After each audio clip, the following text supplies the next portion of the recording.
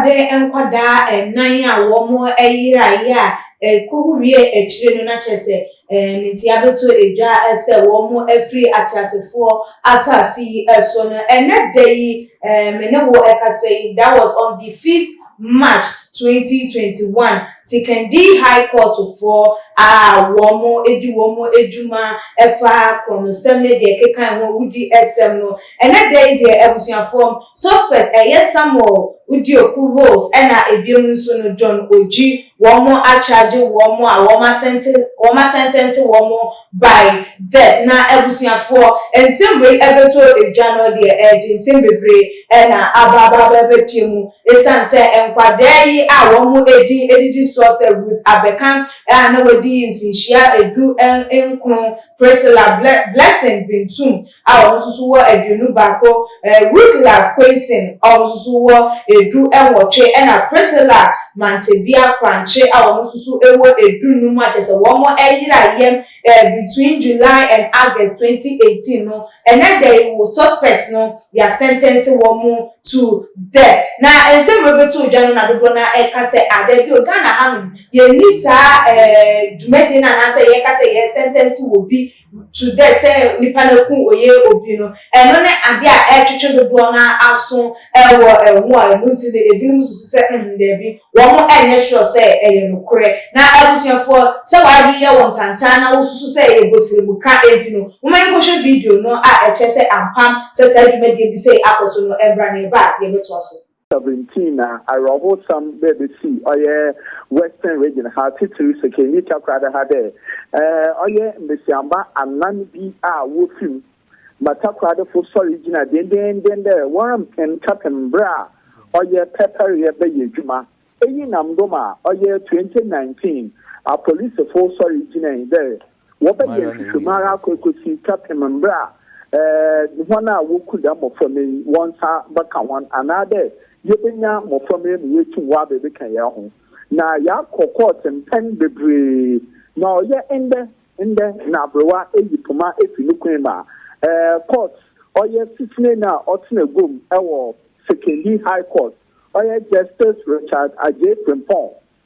ono oye Appeal High Court Judge otanso oye High Court Judge yechede bien inara owo hono otne gom onye ne ba sonfo oye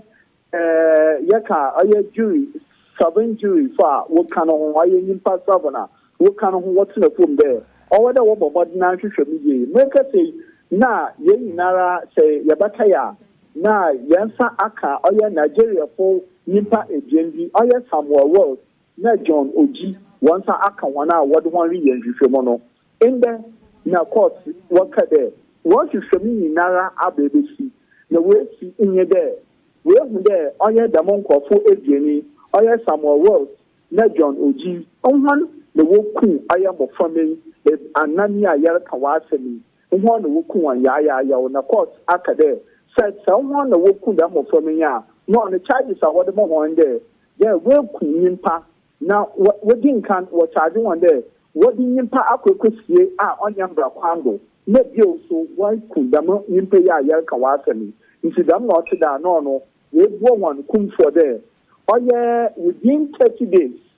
say what will be bika another obey appeal obutu waye na until da meda no waka na after 30 days no wo so wo bo one kum for in the nara yekwekwe mo ye Sekendi High Court oye Justice Richard Ajay Frimpong ode bebo to grant say share de bongo yabakara Takrade agri yabakara say de my yellow shishan yenya no mu fa Central America da me de so far no oye awofo ne de no mu kor oye Mr. Abatane de ono do judge no wa judge de nambom still no ono no onjintum ojibi de namba no gudo etase judgment no wada menimpan edie no ojitum nambom namba na wa kada wegu ne de ona so bafo kwani bidu ayani hwehwem kapem tama jebi ni baba de wegu ana wata aso no ojina no na ne nyame intem bongo mo wa kwakusi ewo Sekendi Takrade na madabro na abusuafo say na ensem no ebebeto edwanan eno na Ghana for do na hu ni say we krampo de ache do 2018 ton ka by this time I was saying come start serving one sentence no kra da because adia no emra ye hu say nkwada no ewu no enumu na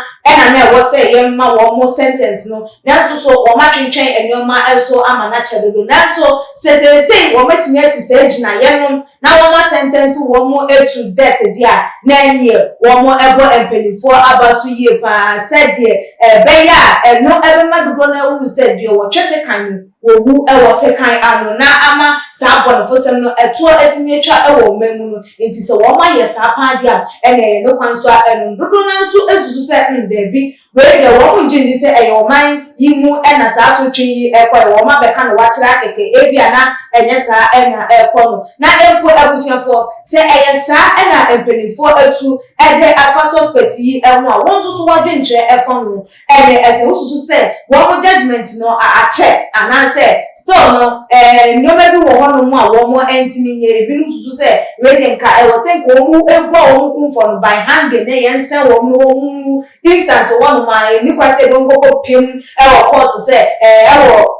custody say wo mo enkonko sevia na wo mu enfa mu emu de bi wo mu susu say ka instant one no mu ebeboa wo so wade nche ene say efa ntimi mu fa besudia e wo tuma gh comment section na emrepem no making kan ede amamu that's na ye besan edi ehia ebi me kwes kapa enemy